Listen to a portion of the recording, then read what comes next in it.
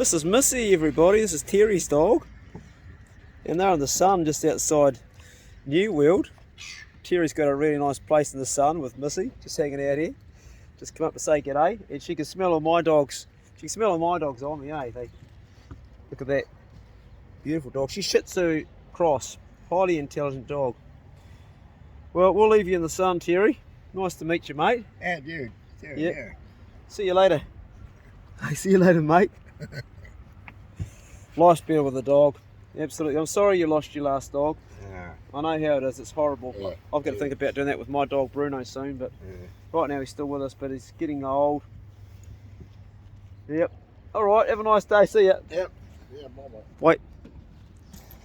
Hey, brothers. How you going? Well, today's video is not going to be anything flash, but I thought I'd just talk about something that is very useful if you are a person that suffers the black dog. I'm very fortunate that I don't, but a lot of people I look after do. I've just been with another guy this morning at having a long talk with him and giving him some tools and stuff to deal with it. It's so difficult because when people get really, really down, the last thing they want to do is they want to what's the word? Reach out and communicate. And people talk about that, and Crispy, who's done yesterday's video, was really, he hit the nail on the head when he talked about that. Winter, my nose is running. Yes.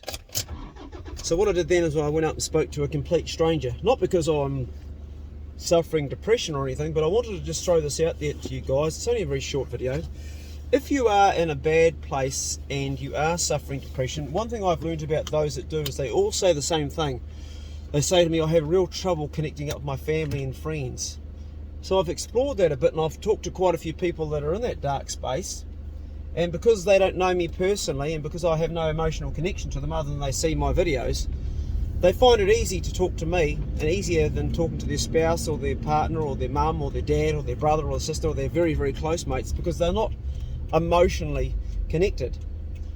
So my advice from what I've experienced with other people, and I'm sure it will help, is if you're in a place where you are depressed and you're trying to fight the good battle and get out of that state of mind and looking for ways to go forward, if you're really in a low place, put yourself out in public somewhere and do what I just did then. I just talked to Terry. I went up and said, "G'day mate, do you mind if I pet your dog?" Always ask first because it's someone else's dog. And engage in conversation. This will do one or two things, particularly if someone who's got a dog. If they've got a dog, you can pet their dog if they let you, and you get a bit of oxytocin off that. That makes you feel good. But the other thing too, what it does is it takes you away from you. Because obviously you being with you isn't working. You're feeling bloody miserable, you're feeling like shit. So step outside of you and step into someone else's world. So I got talking to Terry and I found out that he just recently put down his last dog and he's still grieving that, and he got another puppy to help him deal with it. And I started hearing his story and feeling empathy towards this complete stranger, and it takes me away from me. Whilst I don't suffer the black dog, I do suffer days where if I think about what's going on in the reality of my own life, it just doesn't make me happy. I feel like, oh fuck. And I'm not very good at accepting my shortcomings and my losses. I do the best I can, as we all do, but I'll often if I get caught up in thinking that way, I'm not going to serve myself any good. And that's one of the reasons I love helping people. I love helping people because it takes me away from me. Because often me hanging out with me is boring, and I can't think of anything more boring to talk about than myself. People say you should write a book, Clay. I couldn't think of a more boring book to read than a book about my life. I suppose I'm good at articulating myself and I could tell the stories, but I've already lived it, so I don't want to relive it again. I've done it. I might one day write something if it's going to better the world, but for the time being, I can't see anything more boring. And even talking about myself, way more interesting to look at others. And this video is about just that. Look at others other than yourself when you're in a dark space. It may not just be depression, you just may need a break from you. I've talked about it before and I'll talk about it again. The teacher in the classroom holds the glass of water up, says, "How much does that weigh?" One kid says 400 grams. He gives him to hold on to. He says, "Hold out for 5 minutes." He holds out for 5 minutes. After 5 minutes, he says, "How much does that weigh?" He goes, "Oh, it's about 1 kilogram." And then gives him another 10 minutes. Oh no, that's probably like 2 kg. The longer you hold on to your burdens, the heavier they get. put them down for a while, have a break from them, then go and pick them up later on and they'll be lighter. That's today's bro check video. Not a very flash one, not a very enlightening one, but just something that popped into my head I thought might be useful to somebody.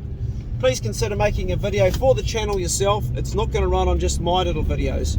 I am just the guy that created it. You are the guys that are actually going to build it. If it's ever going to be built into anything, it's going to be you people. And I do believe, I strongly believe that you guys out there, that the few subscribers we have, from the comments I've read, I do believe that all of you have some affinity with mental health or your own battles, and you do relate to some of the things we're talking about and would have something to offer other people. It's really great if you can take your suffering and your challenges and all the things you've been through, and you can from that take some good that can help somebody else not go through what you've gone through. And I really, really believe that all of you have something to give. So have a think about that. It's not easy. Just get in front of the camera, remove the ums and the ahs and the word you know.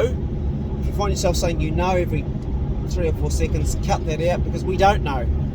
We'd like to know. That's why we need you to tell us, but we don't know. So don't say you know, and don't fill it with the ums and ahs. Just say it as it is and what's on your mind. It's okay to say nothing. See that bit of silence? Now you're listening to me again. See, silence makes people pull some in. So it's okay to say nothing if you're thinking about something, what you're going to say next. Go steady, and we'll see you in the next one. See you later.